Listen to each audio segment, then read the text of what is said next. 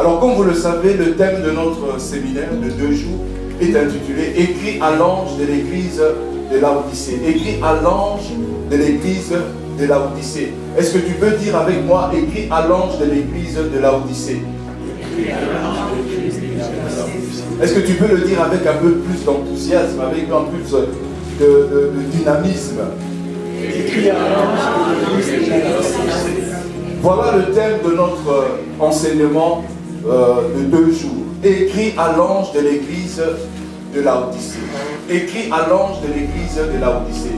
Mais avant de vous parler de l'église de Laodicée, parce que c'est cela le thème de notre enseignement de 2 jours, avant de vous parler de l'église de Laodicée, je voulais d'abord vous présenter le livre d'Apocalypse. Je voulais d'abord vous parler du livre d'Apocalypse. Vous savez, le livre d'Apocalypse est souvent décrit comme un livre de catastrophe, comme un livre de chaos, comme un livre de fléaux, comme un livre de jugement, voire même comme un livre bien aimé de destruction. C'est parce que le livre d'Apocalypse n'est pas bien compris par certaines personnes. Le mot Apocalypse vient du grec apocalypsis, qui signifie dévoilement ou révélation. Donc l'Apocalypse, ce n'est pas la guerre. L'Apocalypse, ce n'est pas, bien aimé, les tremblements de terre. L'Apocalypse, ce n'est pas la fin du monde. L'Apocalypse, ce n'est pas les familles, ce n'est pas le chaos. Mais l'Apocalypse, c'est un dévoilement, c'est une révélation. Et lorsque nous parlons du livre de l'Apocalypse, nous parlons en réalité du dévoilement, de la révélation de Jésus-Christ le glorieux et ayant la victoire sur les puissances des ténèbres. Donc le livre d'Apocalypse, c'est un livre qui nous dévoile la personne de Jésus. C'est un livre qui nous parle du triomphe de Jésus sur les puissances des ténèbres. Et c'est ce que Jean dit dans son prologue, dans Apocalypse chapitre 1er, verset 1. Il dit « Révélation de Jésus-Christ que Dieu a donné pour montrer à ses serviteurs les choses qui doivent arriver bientôt. Et qu'il a fait connaître par l'envoi de son ange à son serviteur Jean. » Voilà l'Apocalypse. L'Apocalypse, c'est la révélation de Jésus-Christ. Comme je disais, c'est la révélation de la gloire et du triomphe de Jésus-Christ sur les puissances des ténèbres. Alors le livre d'Apocalypse, il est vrai, c'est un livre qui est compliqué. C'est un livre, bien aimé, où l'on retrouve beaucoup de symboles, beaucoup d'allégories et beaucoup d'images. C'est ce qui fait que le livre d'Apocalypse est difficilement accessible. C'est un livre qu'on peut difficilement interpréter. Mais pour bien comprendre le livre d'Apocalypse, il faudrait, bien aimé, le recouper avec d'autres livres de l'Ancien Testament. Par exemple, le livre du prophète Joël, le livre du prophète Ésaïe, le livre du prophète Ézéchiel et enfin le livre du prophète Daniel. Ces livres, bien aimés, sont des livres prophétiques. Et si vous voulez vraiment faire une étude approfondie sur le livre d'Apocalypse, il faudrait que vous puissiez recouper le livre d'Apocalypse avec ces livres que j'ai cités. Le livre d'Apocalypse est un livre qui est difficilement compréhensible. Mais néanmoins, on peut comprendre ce livre. On peut discerner le message qu'il y a dans ce livre. Le livre d'Apocalypse, pour bien la comprendre, il faudrait que vous sachiez que le livre d'Apocalypse est divisé en 4 grandes périodes ou en 4 grandes parties. En 4 grandes temps, pardon. La première période, c'est la période dite de l'Église. Ça commence du chapitre 1er jusqu'au chapitre 6. La période de l'Église, c'est la période de la grâce. C'est la période dans laquelle vous et moi, nous nous retrouvons. Nous sommes dans la période, bien aimée, de l'Église. Nous sommes dans la période de l'âge de la grâce.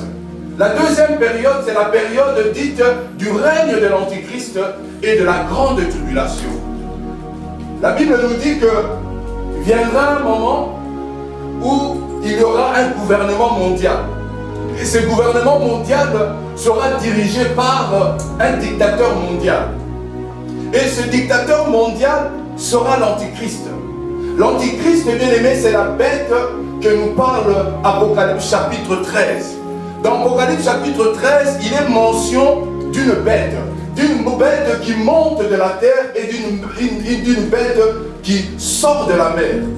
La première bête qui est de la terre, c'est un continent, c'est un gouvernement, mais c'est aussi un homme politique.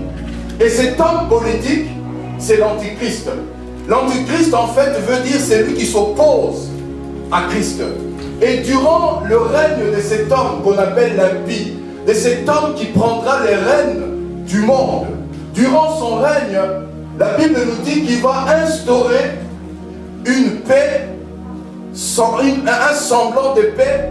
Il va faire en sorte que les gens puissent trouver du travail. Bref, il va relancer l'économie mondiale. Il va relancer l'économie mondiale au point où il n'y aura plus tellement de chômeurs, au point où il n'y aura plus de guerre.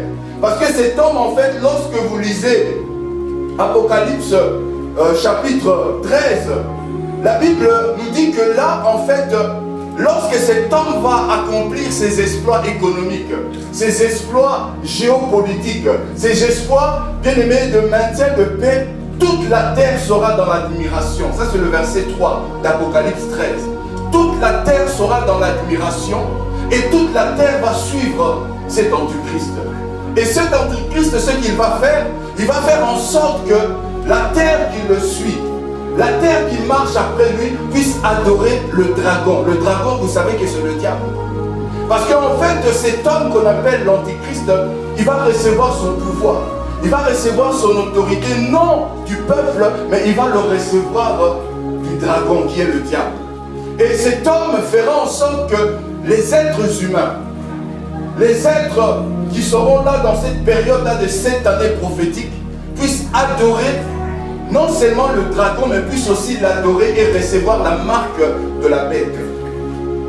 Et pendant cette période, il y aura, comme je disais, un semblant de paix.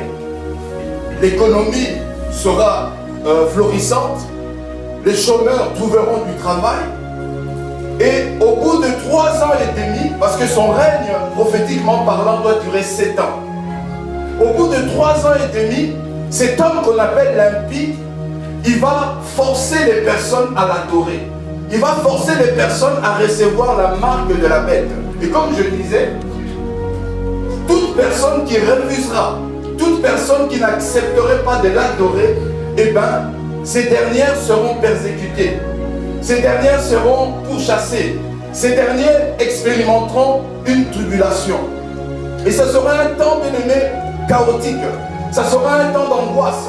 Parce que tous ceux qui n'accepteront pas la marque de la bête, tous ceux qui n'adoreront pas l'image de la bête, ceux-là seront persécutés. Et ça, c'est la période que nous retrouvons dans le livre d'Apocalypse qu'on appelle la période du règne de l'Antichrist.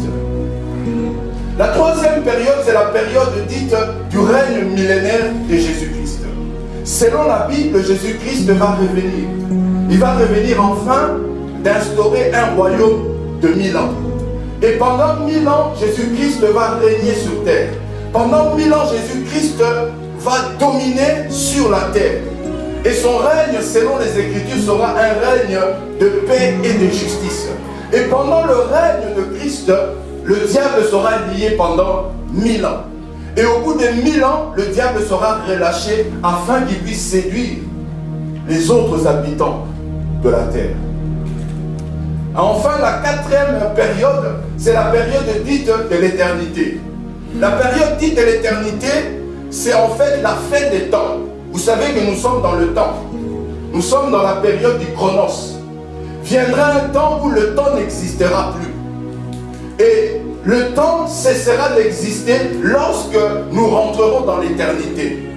C'est là où la Bible dit que Dieu créera de nouveaux cieux et une nouvelle terre. Et la nouvelle Jérusalem, la cité sainte, la cité de Dieu va descendre sur terre. Voilà un peu brièvement 4 périodes qui expliquent un peu le livre d'Apocalypse.